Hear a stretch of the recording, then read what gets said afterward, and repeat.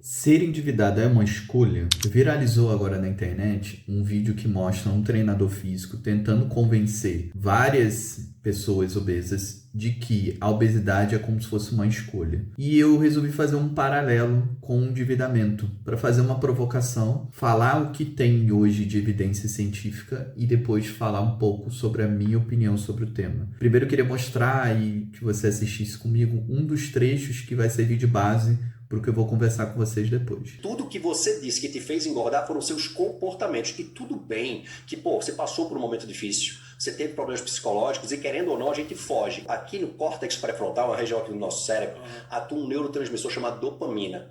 É aquele neurotransmissor que dá vontade de fazer as coisas. Eu de querer fazer. Isso também, né? Certo? Você consegue controlar com bons comportamentos. Qual é a ideia? A partir de agora, você não tinha essa informação, concorda? A partir de agora você sabe que é uma escolha. Você pode não comer, mas por mais difícil que seja. Mas aí eu vou ter que fazer um tratamento psicológico. E é uma escolha sua fazer ou não? Não, sim, mas, então, mas isso eu tenho condição? Você pode não ter o melhor psiquiatra. Mas você pode ir no YouTube, você pode pesquisar outras coisas e você fazer o melhor que você pode com as condições que você tem. Talvez você tenha uma vida muito mais difícil, que exija muito mais de você do que de outra pessoa. É muito comum as pessoas acabarem, e isso acontece com a própria pessoa, um julgamento de que a pessoa está endividada porque quer, está endividada porque foi inconsequente, está endividada por questões até envolvendo moral e tudo mais. Mas é muito mais do que provado hoje em estudos que tem fatores externos e até mesmo internos, mas inconscientes, que fazem com que as pessoas tomem decisões que levam ao endividamento. E é isso que eu quero mostrar com vocês com evidências científicas. Aqui, por exemplo, nesse estudo, se faz uma associação entre regulação emocional e impulsividade. Um fator externo de muita desregulação emocional no sentido de estresse, uma família disfuncional ou um emprego que seja extremamente estressante. Tudo isso leva a gente a tomar decisões mais impulsivas. O que é tomar decisões mais impulsivas? Aquelas que a pessoa faz sem ter tanto cuidado com a consequência disso. O impulso de compra ou o impulso de fazer um empréstimo para poder pagar a fatura do cartão que você não tem dinheiro agora. Então percebe uma coisa, uma pessoa que tem um emprego estressante ou que ela vive num ambiente familiar estressante ou num país com um ambiente estressante, isso faz com que ela tenha uma propensão muito maior a se tornar endividada. Esse outro estudo, ele mostra a relação entre, não é necessariamente a escolaridade, mas é o conhecimento sobre as finanças, qual é a relação disso com o endividamento. Então o estudo mostra que, logo no resumo, que indivíduos com níveis mais baixos de, vamos dizer assim, de educação financeira, eles tendem a realizar transações de alto custo e com taxas mais altas. Esse outro estudo aqui que mostrou, já no caso brasileiro, essa relação entre renda e endividamento, mostrou aqui especificamente que os resultados revelaram um aumento do número de pessoas no ensino superior, gera iniciativas de acesso, na verdade, maior à educação financeira, o que faz com que seja avaliada que regiões em que o índice de escolaridade são maiores tendem a ter uma inadimplência menor e o inverso também. Já esse estudo americano aqui, ele fez algo que a gente pode colocar também na realidade brasileira, que é a associação entre adultos negros de famílias de baixa renda. Se chega à conclusão de que o acesso a crédito deles é muito mais escasso, eles tendem a ter uma utilização de crédito em setores alternativos ou em lugares onde você vai ter um índice de juros muito maior. Então, para a realidade do Brasil, seria falar que as pessoas de baixa renda tendem a estar mais sujeitas a um crédito mais caro, uma financeira, por exemplo, ou chegar a serviços alternativos fora do sistema financeiro.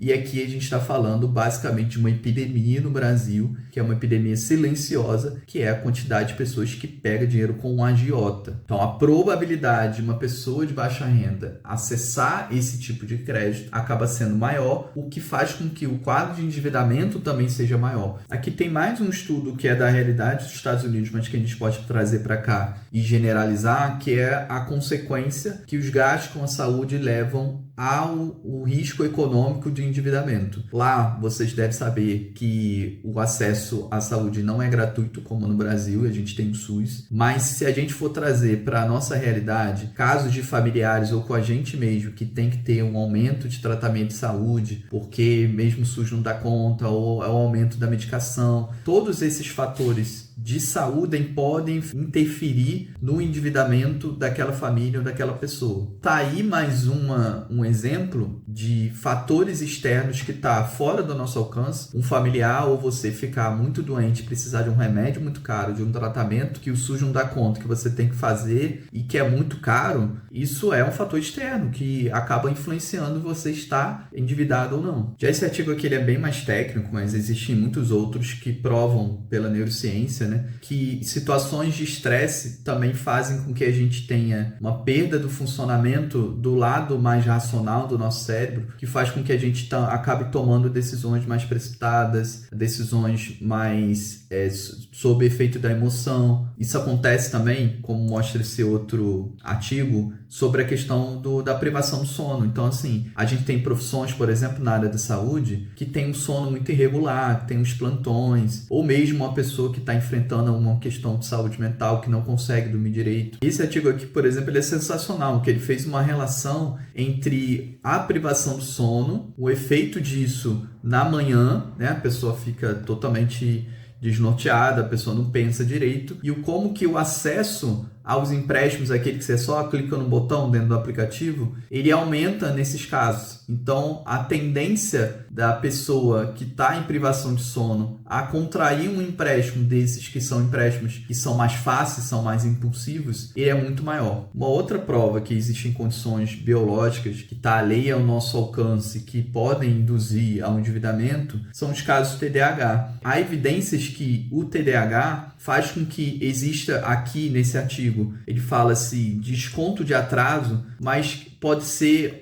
o que a gente chama também em finanças comportamentais de antecipação de recompensa. Basicamente, a pessoa com TDAH, ela tem mais dificuldade com o adiamento da recompensa. Então, ela tende a tomar decisões de que aquilo que dá prazer para ela seja mais imediata. E a gente sabe o quanto que isso tem de efeito negativo nas finanças de um modo geral. Porque quando a gente fala de um comportamento adequado financeiramente falando, a gente está falando, por exemplo, do hábito de poupar. Só que o hábito de poupar significa tirar um prazer imediato do uso daquilo ali em alguma coisa que te dá prazer num benefício futuro. Isso sem contar na própria organização como um todo. Então, pessoas com TDAH têm mais dificuldade com a organização financeira, das anotações, de perder o dia do vencimento, pagar com atraso, ter uma planilha, por exemplo, que mostre para ela o seu orçamento. Tudo isso é muito difícil, o que acaba também influenciando no resultado e levando ao endividamento. Eu trouxe tudo isso aqui só para embasar, academicamente, que chegar a um estágio de endividamento não é uma questão de vontade. Ela tem múltiplos fatores e dentre esses múltiplos fatores, a grande maioria deles não dependem da gente. São fatores externos que vêm lá da infância, do país que você é, se esse país é estável ou não, e como que isso influencia numa probabilidade muito maior, não é uma regra, não é um determinismo, mas uma probabilidade muito maior de você estar endividado. Mas eu quero fazer uma provocação para vocês que, embora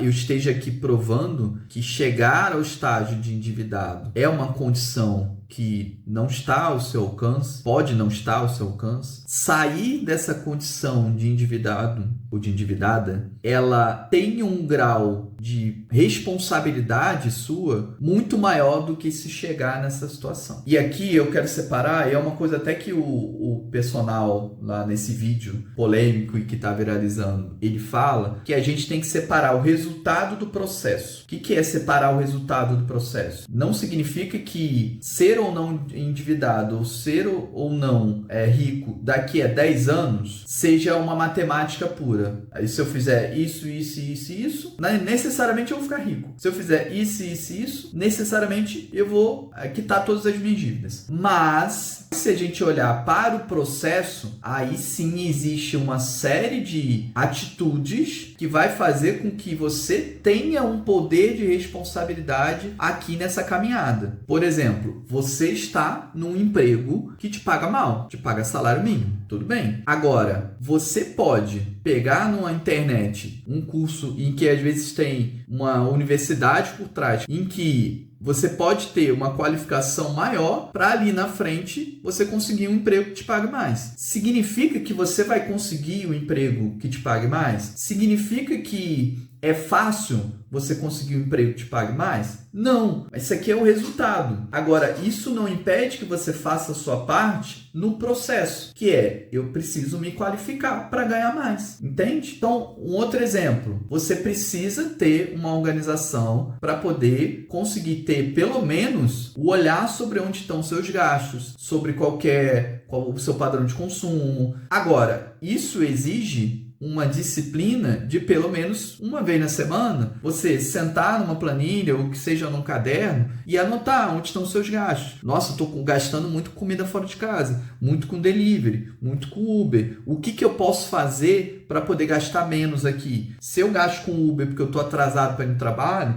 então eu vou botar como compromisso acordar meia hora mais cedo todo dia. Entende? Então existe no processo um grau de responsabilidade sua de implementar mudanças de mentalidade e comportamento que aí sim está ao seu alcance. Pode não estar ao seu alcance o resultado, mas se você fez o processo, a tendência do resultado vir é muito maior. Para você ter uma noção, eu sou um mentor financeiro que, obviamente, a minha mentoria tem um alto custo de investimento e nem todo mundo pode pagar. Eu lembro de muitos casos em que as pessoas chegavam para mim numa situação em que aquilo me doía, que eu sabia que a pessoa não tinha dinheiro para investir na mentoria, mas que ela precisava da ajuda. Eu oferecia o acesso a um treinamento que só quem é de dentro da mentoria tem acesso, e a pessoa simplesmente não acessava. Então é como se eu estivesse dizendo aqui, olha, eu não posso estar com você ao longo dessa caminhada, para você chegar aqui onde você quer se ver livre das dívidas. Mas eu tenho um método. Eu tenho aqui uma bicicleta. Você quer? Eu te entrego a bicicleta. Eu não vou ficar te empurrando, mas eu te entrego. E a pessoa simplesmente fala, não precisa não. Sabe? É uma escolha dela não fazer o processo que aumenta a probabilidade dela de chegar até o resultado. É disso que a gente está falando. A gente não está falando em momento nenhum de que basta você fazer isso que você vai ser rico. Basta você fazer isso que você vai sair das dívidas. Eu estou falando você precisa fazer isso e isso para aumentar a sua probabilidade de você atingir esse objetivo. É sobre isso. É fazer o que está ao seu alcance. Entendeu? Agora, é fácil? Cara, não é fácil. Se você juntar todos esses fatores anteriores, ambientais, biológicos, sociais, psicológicos, que eu falei lá no início do vídeo, é óbvio, você pega uma pessoa que é de baixa renda, que tem TDAH, um lar disfuncional, a pessoa tem depressão, a pessoa tem emprego com salário mínimo, ela tem 3 filhos, ela não tem tempo para estudar, barará. Junta tudo isso, a probabilidade da pessoa atingir um determinado resultado é muito menor, é muito mais difícil, sem dúvidas. Ninguém está questionando isso. Agora, o que essa pessoa que tem todas essas condições pode fazer para minimizar essa dificuldade ou, pelo menos, aumentar a probabilidade dela ter o resultado? É isso, isso e isso? Então, a pessoa precisa fazer isso, isso e isso. Entende? É isso. É fazer o que está ao seu alcance. Bom, era isso que eu queria falar com vocês. Deixa aí sua opinião para a gente ampliar esse debate e poder, claro, trazer com base científica, com base em argumentos, não com base em achismo e com base numa história pessoal, generalizar e trazer esse debate como um simples debate de opinião. Então coloca aí o que você tem de concordância ou discordância do que eu falei nesse vídeo, tá bom?